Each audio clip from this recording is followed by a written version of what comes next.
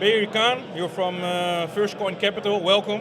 What kind of company is First Coin Capital? Yeah, thanks for having me.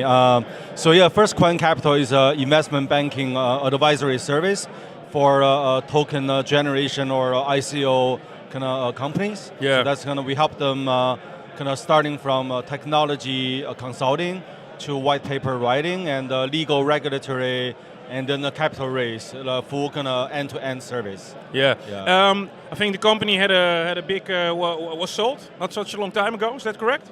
Sorry, was that? The company was bought Oh, by a big investor. Yeah. So Can you tell me something about that? yeah, so it's a company called BIC18 of Wall Street. It's the founder is Mike Novogratz. He's been ex-Goldman and Goldman Partners and ex-Fortress as a legendary hedge fund manager. So he had this vision of building a Goldman Sachs of crypto. Yeah. And he's been building up the trading, investment, and the asset management arm of the company. And what was missing is advisory investment bank. Yeah. And so they started building that capability, but then they found us through a mutual connection. His name is Mark Vanderchees from GMP, which is a traditional investment bank of Toronto. Yeah. And then they were connected, and I think they liked us, and we liked them. So they decided to acquire us. And you're one of the most important engineers in that. I was. What is your function? Yeah. What is your main purpose in the company? Yeah. So I'm the CTO of First Coin Capital and the co-founder. So basically, in a blockchain space, even though for an investment bank, it's very technical, kind of heavy, technology heavy, and raising money through ICO is not an easy task anymore. Is that the biggest challenge? Yeah. You need to have a good kind of strategy from a technical perspective as well, and actually building a product, right? Yeah. A blockchain-based product. So having a technical advice is very important. And also for us, we don't want to be just a traditional consulting firm. We also want to build our own product, for automation, for proof of concepts, and helping our clients as well, right? So that's my role, yeah. Vincent just mentioned a company called Hootsuite. Yeah. And that's one of your creations? Yeah, no, so I was the first engineer at Hootsuite Media Incorporation. So Hootsuite started in 2008. It was a social media management platform.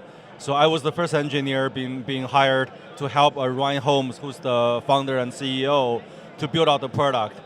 I grew from that company, from an engineer to senior management before I left mid last year. So I was there for about almost 10 years. Yeah, why was the company so... it was a real revolution, that company, right? So basically Hootsuite revolutionized enterprise social media management. When back in 2007, 2008, managing a social media presence is basically individual one-on-one. But for enterprise, small or big teams, managing several or tens of social media accounts, Facebook, Twitter, LinkedIn, and all that, it's not an easy task. So we built a tool to help enterprise, to help companies and teams to manage their social media on social setting or social customer support or social just different marketing, social marketing, different use cases. We help them build tools and for teams to collaborate on that. Yeah, and if you look back, 2008 was the beginning of social media, right? Yeah, if you look where it is now. Yeah. Can you even believe it? Yeah, the big influence it's got now? Totally. I mean, I look at 2008 when Ryan came to me, hey guys, let's build a social media toolbox, and a Twitter toolbox. Yeah. And my first question was, well, what the hell is Twitter? Back then, right? And now the company is 1,000 employees, $1 billion business, so it grew really fast. And I'm seeing that in terms of crypto as well. Yeah. It's at the very forefront of this wave of evolution. And I think it's going to be even bigger than social media. It's going to be bigger than social media. Yeah. I think it'll be a lot bigger than social media. What's going to be the biggest influence from crypto? Is it going to be the banking system? Is it going to be the way we do logistics? What is the biggest? Yeah, I think it's going to start from where it's closer to money. Because of the nature of blockchain technology, where value is being transacted without intermediary. Yeah. Like internet for information system. Blockchain is for value exchange, right? So that's kind of how I look at it. So banking, financial, definitely the first gonna want to be impacted, and then I think logistics, government, healthcare, those will follow. Yeah. And I think so in a few years from now, yeah. it's going to be blockchain is going to be the main connector.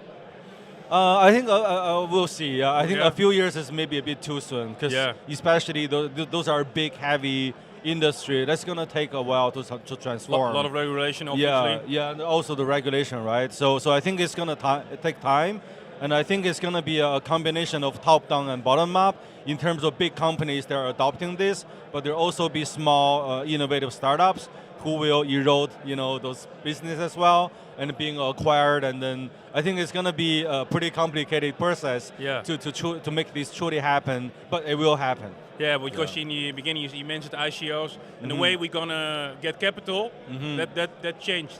Yeah, it changed a lot right now, right? It definitely changed, yeah. And one thing, for First Coin, we are looking into is, there's all this utility token and security token battle, partially because of, actually probably mainly because of the regulatory kind of constraint.